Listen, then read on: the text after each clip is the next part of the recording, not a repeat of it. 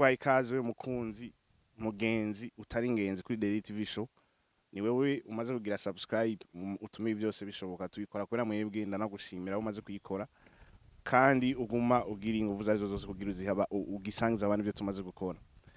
Turagarutse kandi muri cakiganiro cakiyago cacu kikirundi mugabo tutaraja kureka nawe kwibutse ko ikiganiro gifashwe mu mugongo na Fama Barundi. Aho wewe wa mukobwa utaragurirwa ikintu kibiciye kuri Fama Barundi utari branche umushiri wawe ntaratuma branche. Nagutumiye rero ukabushaka amahereni meza kuberwa ku matwi ukabushaka amasheneti mwizo abantu bakubone ko aberewe ukabushaka impeta nziza ushobora kuba umufiance wawe canke umukunzi wawe ni kuri Fama Barundi. Urashobora guca kuri site web ya Fama Barundi ngaho muri description cyangwa muri commentaire uraza kwisanga bica vyoroha ko ushika ku binandaza bya Fama Barundi. Nagarutse rero kandi nagarukanye mutumire twize gukora naho twavuga ku mwigeme kuvyaruzanya ngo nawe sundi rimwe Imana ariko kandi tuza guhera mu kiganiro deruka kugira twavuga ku gisuma nyenzi kuko ari commentaire yagize ariyo tuza kugaruka ko iza kuba nk'intango dusibazo bitatu hitayemo ico kindi cuko hagize icyo bivuga ko araza kunganira tuca tubandanya n'ikiganiro ndamuhikaze mwene Imana karibu cyane. Urakoze cyane ku mpikaze ntangwa ndabaramutsa ndabipfuriza amahoro y'Imana abane natwe mwigisha. Urakoze cyane. Ikibazo ca mbere tugireko hariho commentaire wagize mu kiyago twagirana na Biri uwo mutumire wanje natumye avuga ku gisuma nyenzi ku kijambo bita katama nikigwa ariko wagize commentaire kubijanye nuko hariho uko umwana avutse ugitwarire ari imvu imwe yatumye umukobwa bamuta mu gisuma nyenzi haragwa imvura y'urubura yonona imirima koko nivyo iyo mvura yaragwa ariyo imwe mu mvu yatuma umukobwa atangwa mu gisuma nyenzi. Mboneyeho n'akaryo ko kubashimira kubera kirya kiganiro carampimbaye cyane naragikurikiranye niko kugira ico ndakivuze ko nk'inyunganizi. Imvo rero nyamukuru aho hambere yatuma umukobwa atabwa mu gisuma nyenzi sikindi burya iyo umwana avutse akavukira mu muryango bivugwa yuko haci hagwa urubura rwinshi maze rugakubita imirima. Iyo babirenze ko nk'uwo mukobwa akabasha kwangarira kure no kuvuga ahunze ico gisuma nyenzi maze akagerageza akavyara ikibondo baca bafata inkirano bakayihamba mu nzu. Mvuze inkirano nshatse kuvuga isimbizo. Ego iryibirimwe ikibondo. Hanyuma bigenze uko nta kindi cyakorwa umwana yaravuka ariko cyaraza kikazirizwa yuko inkirano y'igitwarire ibonana n'izuba nuko byagenda. Uvuze igitwarire ukavuga n'Ikivangundu harimo itandukanye. No kuvuga igitwarire ni irya nda y'indaro kuvuga inda itwawe n'umukobwa akiri wabo ariko Ikivangundu ni gihe umugore yubatse yagiye kurenga ibigo akabyara kuri nk'akarorero nko kuri murumuna w'umugabo wiwe canke uwundi mugabo bahuye ico nico bita Ikivangundu kubera ko yasohotse mu nzu maze aja kurondera ikindi kibondo mu nguni nico baca bita ingono batitaho bo babikoreye. Kubera ko aho hambere si nk'ubu uye ntanzu z'uburyamuze hari nk'amahoteli. Bivugwa yuko abantu bashatse kugira ivyo bintu atahandi bogiye uretse mu ngundu y'igitoke na cyane cyane ko aho hambere ibitoke byari byinshi cyane. Ego urakoze cyane mwese mudukurikirana bashobora kuba mumenye itandukaniro y'Ikivangundu n'igitwarire. Ikibazo rero cambere duhera ko je nari banze cyane ku bafasu ku bagore canke ku bigeme canke kubazezwa nzu ijambo umufasoni risigura iki. Nkora numva hari abantu bavuga ngo iyo hamagaye umuntu ngo wa mugore we umenga ubukozi kosa wotumwitanga umufasoni wanje kubera iki ijambo umufasoni rivaye ifisi yahemvo n'imvano ku buryo umuntu tumenye tumwite n'umufasoni n'umugore niki insiguro yaryo ni ya. Urakoze cyane kuri ico kibazo. Ijambo umupfasoni insiguro yaryo yoyo ni nziza kanatsinda urabona ko barikoresha ku muntu bashatse kuba ariko tugerageje kuja ku muzi n'umuhamuro kumwe nkunze kubivuga bivugwa yuko ryakomotsa aho hambere urabona bakunda kuvuga ngo hayaga bangana iminwe iramukanya iminwe ingana n'iramukanya. Aho hambere hariho ukuntu byagenda ugasanga umusore agiye gusaba umugeni mu miryango iteye imbere n'ubu birahari bakamumuha canke bakamumwima. yego Rero aho hambere byarashika ugasanga imiryango y'abaganwa igiye kurondera abageni mu miryango atari y'abaganwa, ibayabaye ibayabaye mito mito, nk'uku n'uwundi mwana n'uwundi musore wo mu muryango uteye imbere yogenda gusaba umugeni mu miryango yo hasi. Uwo mugore rero avuyeyo akaja kubakana n'uwo muntu wo mu muryango uteye imbere niwe bita umupfasoni. Aho ryavuye kuko ucubijanisha n'ijambo isoni, nukuvuga yaba yamupfuye isoni by'ukuri. Ibindi byose yabirenze ko ariko akamupfa isoni hanyuma akamutwara kandi batari baberanye by'ukuri imiryango itangana. Hari ibya bindi minwe iramukanye zitangana neza cyane. None gupfa isoni no kuvuga no gufata umuntu asanzwe ukamushira ahadasanzwe. Gupfa isoni no kuvuga nk'uko uye ukaraba nk'umuntu nk'ikintu kanaka ukamworohereza ukamworohera ukaraba uti nta kundi reka mfe kugwazagwaza uko biri kose ndamutera agateka. Gupfa isoni no gutera agateka umuntu asanzwe atagafise. Ego cyane. Ikibazo nongeraho nyene ni iki? None abakenyezi bose barakwiye kwitwa abafasoni canke nabo muri make bitwa abafasoni bonyene? Aho rero reka naho ndahasimbire. Burya ijambo riba rifise inkomoko, hanyuma inyuma y'inkomoko ijambo rikagenda rirahindura insiguro bivanye n'ukuntu ryagiye rirakoreshwa. Iyo nsiguro ya kera siyo y'ubu. Kuko aho uja hose urabumva yuko iyo umugore bamwubashe bamwita umupfasoni. Ubu rero uko iryo jambo rikoreshwa sukundi. Umupfasoni ni umuntu by'ukuri afise ico twita urupfasoni, ryanavuyemo iryo zina urupfasoni bivanye n'ukuntu abo bantu bapfuwe isoni bagenda bagira indero. Ugasanga by'ukuri akabwirizwa kugira ante kwigengesera na cyane cyane yuko yaba yatewe agateka. Rero harageze igihe havukamo ijambo urupfasoni ryitirirwa umugirwa canke inyifato y'abo bantu bapfuwe isoni. Iryo jambo rero urupfasoni tugerageje kuraba indangura kintu yaryo, urupfasoni novuga yuko ari kimwe two kwita ubugwaneza, ukwigengesera kwa buri muntu, ugasanga umuntu arafise indero, n'umuntu n'ukuri wo guhaywa. Rero umuntu uyiba mwise umupfasoni abari wa muntu n'ukuri afise indero, ariko ntirija ku bagabo. Abagabo baragira urupfasoni cyangwa umwana ukabwira utigira urupfasoni ariko ntaba umupfasoni. Iryo jambo umupfasoni rizwi ku bagore. Umupfasoni n'umugore. None ko umugore yagize uyu mugore bakuye ahantu bamupfuye isoni, yabakuwe mu muryango bayabaye agiye mu muryango twavuga kuteye imbere. Uno munsi hari abagabo bisanzwe bizwi cyangwa tusanzwe tubona bakugwa mu muryango bayabaye, mbere ugasanga araho usanga n'umukobwa cyangwa umwigeme niwe nako umufasoni canke umukenyezi niwe yatanze amahera yuko inkwano ziboneka. Bo kubera iki bita abafasoni? Uwo fata abo bagabo akabita abapfasoni yoba barenganije, kuko bisanzwe bizi yuko umugabo ubwiwe ari umugabo hanyuma umupfasoni ari umugore. Gusa hamwe bo vyicarira kwa kuri nyene ijambo rigenda rirahindura insiguro bakabita abapfasoni. Nibaza yuko ataco byo bitwaye, gusa byopfa kuba mu gihe bitabaye nk'igitutsi. No mubenga cyo bagibaye igitutsi. Cyo bari igitutsi nivyo, kuko umugabo ufashe ukamwita umupfasoni kubera ibintu kanaka vyabaye, na cyane cyane yuko biba mu mpisho atamugabo agenda arivuga ngo jewe nararongowe canke mbayeho kubera ubushobozi bw'umugore wiwanje. Urumva ko ari ibintu bizogorana kuja habona. Ivyo biragoye. Ego. Ikibazo rero kigaruke. Twavuze ku bagore. Ego cyane. Ni ryari kubera ndakunda kumva abagore babita abakenyezi. Ego cyane. Hama akaba ari ukuntu tugomba dukora ibintu bikomeye batubwira ati dukenyere zigume. Ntihantu bavuze ngo n'umugore gusa ategerezwa gukenyera. Ibintu twese tugomba dukenyerere. Kubera iki ku bagore ariho hitwa bavuga ngo n'umukenyezi, umugabo ntitwa umukenyezi. Nuko adakenyera adafite ibyo akenyererako, ni kubera iki kandi hari aho hagera bakatubwira ngo dukenyere zigume. Urakoze abagore abakenyezi gusa. Ego cyane.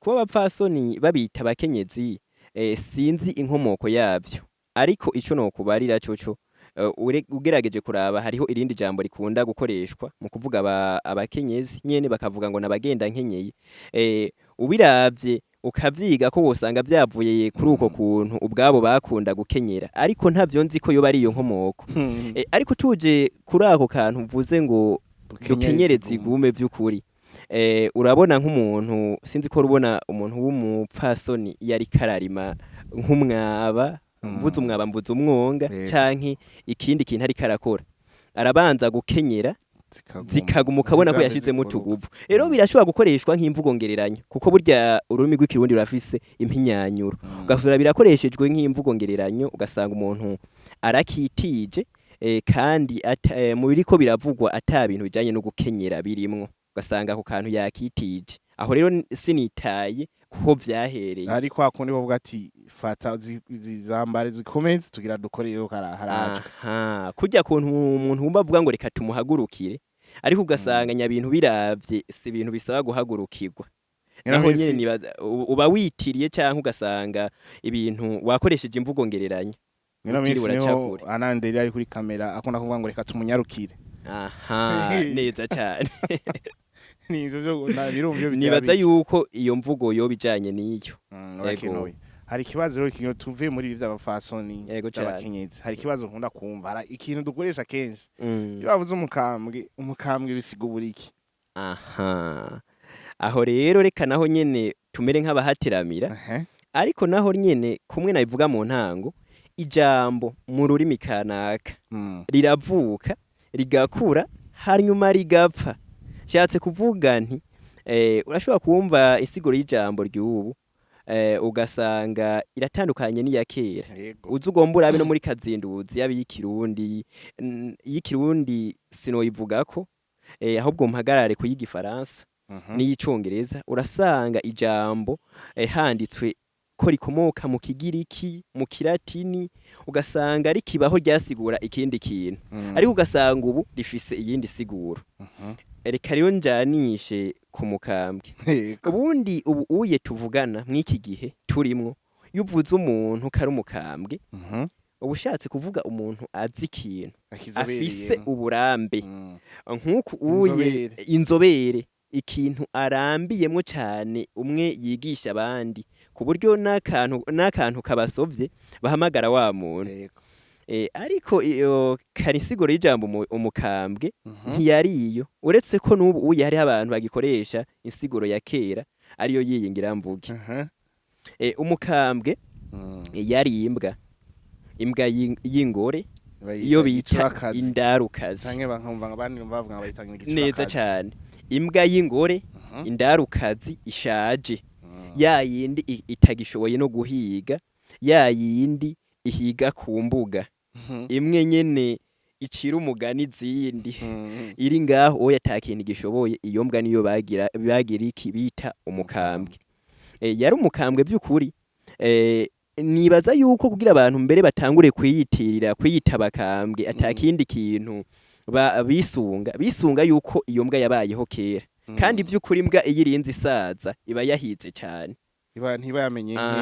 yaramenye by'ukuri umuntu ayihitanye ngo aje guhiga mukavuga muti urya n'umukambwe nk'uko nyine abantu bakora ibintu barambiyemwo bafise uburambe biyita bakambwe nk'uko kuntu iyo mbwa nayo nyene yaba yarahize igakovya ubundi rero nk'umuntu asanzwe ava nk'ahantu iryo jambo rigikoreshwa umwise umukambwe yo kwagiriza ko umututse kandi ntiwomuva imbere bivanye n'isiguro kanatsinda ikirundi kujya kivugwa henshi kikavugwa na benshi usanga hariho utuntu usanga benshi badahurijeko ugasanga hano ijambo rirakoreshwa ahandi naho ntirikoreshwa cyangwa ugasanga akoreshwa hose ariko ugasanga insiguro si zimwe nuko wewe rero uno munsi uri muri bamwe bagira bati kujya bavuga ngo hariho igifaransa kiri novuga kiri standard mu kirundi sinzi ngo mfasha neza cyane tukavuga tuti hari igifaransa kizwi kituzokorera ko tuzovuga ufatiye ku izo mvugo ugasanga mu gace kujya hariho mu buyenzi hariho mu buyogoma ugasanga barasi iyindi ijambo barasuko barisigura uvuga uti boteza imbere iyo jambo mugabo twaduse nk'ijambo rimwe riri standard abantu bose twohurizako. Urakoze cyane. Itunga ry'ururimi ntirihagaze ku kindi, rihagaze ku kuba ururimi rufise amajambo menshi kandi rufise imvugo zitandukanye. Vy'ukuri ubiravye Uburundi n'ahari buto, hari imvugo nyinshi z'ikirundi. Nk'uku ikirundi c'uwavukiye Bujumbura vy'ukuri kiratandukanye n'ikirundi c'uwavukiye hariya mu Buragane, kikongera kigatandukana n'uwavukiye mu Buyenzi canke uwavukiye mu Bugesera. Ubwo rero nibwo butunzi bw'ikirundi. Hariho ikirundi vy'ukuri twese duhurirako, naho usanga hariho abafise uko bavuga. Mpora numva abantu bavuga ngo iragiye, ariko ugasanga si inka n'umuntu.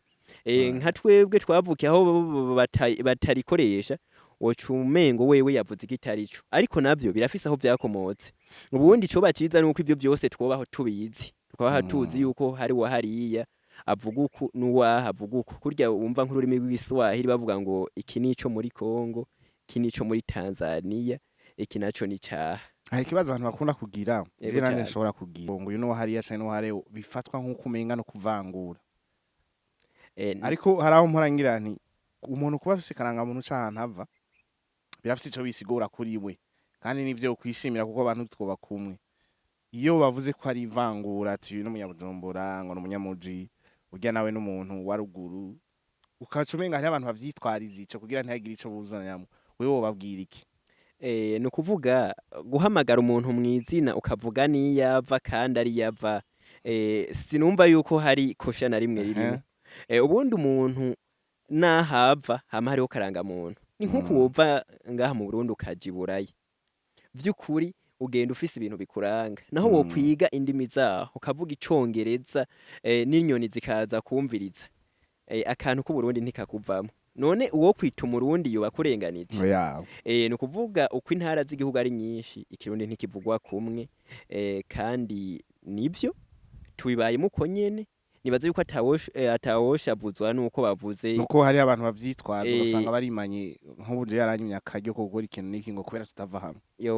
Oya, uwo muntu biramugoye nk'ivangura. Uwo muntu biramugoye, ni kandi nyene usanga umuntu wese arafise akame kiwiwe, ugasanga arafise uko ameze, ugasanga arafise uko abona ibintu n'uko abikora, nta kaburimbo uricara mu yage. Sozera ikiyago hariho ijambo jewe hari abantu benshi bakunda kukimbaza nkuko nanje nshaka kukimbaza, ndakibaza nakibarizabo.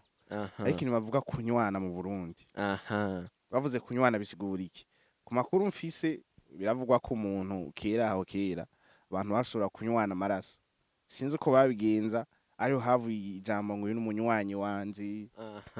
Woduha umuco kubera ko hari gihe twibaza ko bariko baratubesha canke bariko barashikuza ngo umuntu ngo baranywanyi. Kuko nka wewe waratohoje warize ikirundi n'ibindi vyinshi, ashaka kuduha umuco. Urakoze cyane. Hanyuma nisunze ibitari bike, nagiye ndumva mu mayagwa y'ikirundi, nivyo iryo jambo umunwanyi ubu rirakoreshwa. Ushatse kuvuga umuntu mu vyumva kumwe, nkuko nk'umuntu afise ibintu adandaza mu kaguriro ugasanga umuntu amushorera kenshi yamwise umunwanyi. Murumva no ku masamirizi bariko baritaba abantu bariko barakura, kumva ngo uwundi munywanyi ku murongo. Vy'ukuri tuvuze umunywanyi ubu tuvugana twumvya inshuti. Umuntu w'umunywanyi ni umuntu akuyoboka, agukurikira. Umunywanyi w'ikigo kanaka, w'igisata kanaka, vy'ukuri aba ari umuyoboke. Ariko kwa kundi ngo nta kaburimbo, aho uwo twokwita umunywanyi wa mbere canke umunywanyi yatanguye kubaho, ntivyari bivuye kuri ico kintu c'ubuyoboke. Oya, birafise aho vyakomoka. Ni ukuvuga riri kubiri. Ubwa mbere na mbere reka mpere ku miryango. Aho hambere vyarashika imiryango igashamirana nk'uko ubona bimeze ubu. Aho hambere ho abantu baho bari intwari ntivyijana. Mupfuye ikintu kiboneka yaritiza umwampi canke ikobero, maze mukazibira. Iyo umuntu rero akuzibirije agufasha urumva ntiwijana, yarari gutera, ari guteye naho urakira canke ugapfa. Iyo rero bishitse nk'umuntu nk'umuryango ukiciga umuntu, ni ukuvuga burya bavuze ngo hari abagabo ntihagwa ibara. By'ukuri baca baza bagasukamwo mabisi kugira ngo ntihabe ihorihori. Ihorihori naryo rihornya imiryango kuko nkwiciye nawe ukanyicira nanje n'ubundi simbona ko wanyiciye kubera nakwiciye duca tuguma duhorahorana maze ukazosanga imiryango yacu yarahoranye. Rero mu kunywanisha iyo miryango reka ndarikoreshe barabatumako umwe wese bakamutuma nk'ico twokwita impongano utizana ikimasa. Uvuze impongano hari ukuntu twumva mu bakatolika hari ibintu bitanga impongano. No kuvuga impongano ni ikintu utanga iyo bakubwiye ngo uhonge mu guhonga. No kuvuga uye barisurije irindi ariko si iry'ikirundi cyo bita mande. Niryo rikunze gukoreshwa ariko si iry'ikirundi. Iry'ikirundi ni impongano. Impongano. Okay. Rero baguciye impongano bakazana bakagusaba nk'inka canke iki. No kuvuga kw'iyo miryango yose ku mpande zose abiciwe n'abiyishe bakazana urukanywa maze bakabahuza. Mu kubahuza kuva kera narindi hakoreshwa ijambo barasoma. Hanyuma bagashikiriza iganirwa ry'ugo rumagwa rwazi burya akarwa kamye kunga ubumwe cyane. Nta bantu bashobora kuyaga batasomye. Bivuze biti barasoma urwarwa hanyuma urwarwa narwo rukagira ijambo. Bamaze kurusoma rero bakabahuza. Mu kubahuza hari umugirwa bakora baca basaba umwe wo mu muryango wabuze umuntu n'umwe wo mu muryango wishe bagakomeretsanya hehe ku ntoki. Bakomeretsanije ku ntoke bagaca bakorokereza amaraso mu cuma c'urwarwa canke impeke ariyo mahonda canke uburo maze bose bagasoma. Umwe wese wo muri iyo miryango ibiri yahita arasoma bagaca banarahira yuko atanumwe azosubira kugirane kwihora maze bakaba baranywanye bagaca bitwa abanywanyi. Saho gusa ryarakoreshwa n'ahandi. Hariho ijambo nakuze rikoreshwa cyane ariko ubu ritagikoreshwa kunywana hagati y'umukobwa n'umuhungu. Ukumva ngo ujya mukobwa yaranywanye. Bavuze ngo yaranywanye bavuze yuko yarehejwe akemera. Bivuze biti ari mu kurongorwa. Iryo sinzi we ko wakuze uryumva ariko jewe nararyumvise cyane kandi n'ubu nkiryumva. Kera sinzi nihimba hari akuntu baba ngo urunywano. Aha nyakugira urunywano. Bigenze uko rero hariho ubundi mugirwa naho nyine waba kenshi na kenshi umuhungu yareheje umukobwa barihereza agatabi nako cyari kari akamenyetso kukwerekana abantu bakundanye nk'uko wewe umujyana hariya mugasangira kandi kantu hoho bareshaniriza ku gatabi. Umuhungu yagendeye umukobwa mu kuraba urupfasoni rwiwiwe yamutuma agacanwa k'itabi. Abonye urupfasoni akazananye akavuga turi uwo gushira mu nzu ngo yugwerewe guheka. Aha uretse rero ku gatabi barashobora no gusangira akarwa. Ako karwa nako bareshanije barabigiyemwo barabiyaze ariko hariho umugirwa bategezwa kugira imbere y'abavyeyi. Uwo mugirwa rero uko bawugira sukundi naho nyene bakoresha urwarwa. Bakazana urwarwa bagatereka ngaho naho nyene barakomeretsanya ku ntoki bagashira amaraso muri rwa rukanywa maze bose bagasoma. Aho rero nta wundi yasoma. Hasoma babiri banywanye. Bivugwa yuko uwo mugirwa iyo wibagiwe ngo urugo ntigwarama. Ngo urugo ntigwarama niyo mpamvu bategezwa kunwana. Niyo mpamvu rero wumva ngo ndaguhaye amafaranga y'urunywano. Ngo amafaranga yari amaze kuza ubundi bwo kare baratanga imiringa bagatanga ubudede n'utundi twinshi twatangwa aho hambere maze urugo rukarama kubera urunywano. Ariko nongeka kandi gatoyi icyatuma urugo rurama nticyari ico gusa. Ariho n'ubundi mugirwa bavuga nkajya iyo baraye bubatse canke bamaze kabiri by'ukuri baba bakundana kandi baba bubahana. Ariko hariho umugirwa umugabo yabwirizwa kugira ngo umugore azama mwubaha azamaze yuko kwa kundi bavuga ngo gasato kingwe nkwambara nkubaha wahoze ku mugabo akomeye. Iyo bamaze nka kabiri canke gatatu umugabo yaragerageza akisandagaza ku mugore akamwereka yuko ivyo akora ari ubusa amutora amakosha kugira ngo umugore aje hejuru agira amanyama amuvugute amukubite amutonore. Bigenze uko rero umugabo akisandagaza ibintu birashwiragiye ntihakubuye kugira ngo umugore aca avuga aca avuga ati ntiwohakubura wewe. Iyo rero umugore ahirahiye akaridamura umugabo yaca amuvuguta akamutonora akaruruka kaja ku munwa bamaze kabiri babaranye aho se na nyina baca baza bariruka ku mbuga n'abantu bagashwa baduka nta kindi bavuga bati ruraramye murashinza amashika bikaba birarangiye nivyo rero novuga vyaherekeza urunywano. Ndagushimire wewe waduteze ugutwi, hari byinshi wize canke hari byinshi waruzi ushobora no kutwunganira muri commentaire urashobora gushirayo ijambo rimwe canke abiri twozogusigurira canke twozoguha umuco waryo bivanye n'ingene uryumva utazi imvo n'imvano.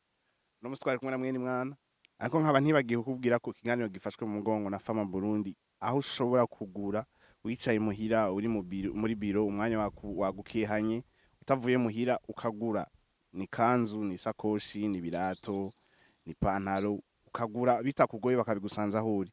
Ndakubwiye rero Fama Burundi ukaba ushaka kumenya byinshi kuri yo, link iri munsi, inimero ushobora guhamagara ko umenye byinshi kugira bakuzanire ivyo washimye uvizitira ivyo badandaza. Ku bantu bari muri diaspora bijya bintu by'ikirundi mukeneye gutwara hariya navyo family ashobora kubibaronsa. Biroroshe rero kumenya makuru ya Fama uciye kuri link cyangwa muri commentaire urasangayo aho ushobora kwifashisha kugira bakubwire ibiri muri Fama n'ingene vyo gushikira bivanye naho uri. Imana rero nkaba ngira nsoze nembaza iki kibazo. No musi hari ijambo rigisibije abakobwa bitwaza canke abakenyezi. Haje amavuga ngo ihangane niko zubakwa. Ngo no munsi ntirigikora. Byabine bavuga ngo amasi ya kera ntagiho mu rutaro.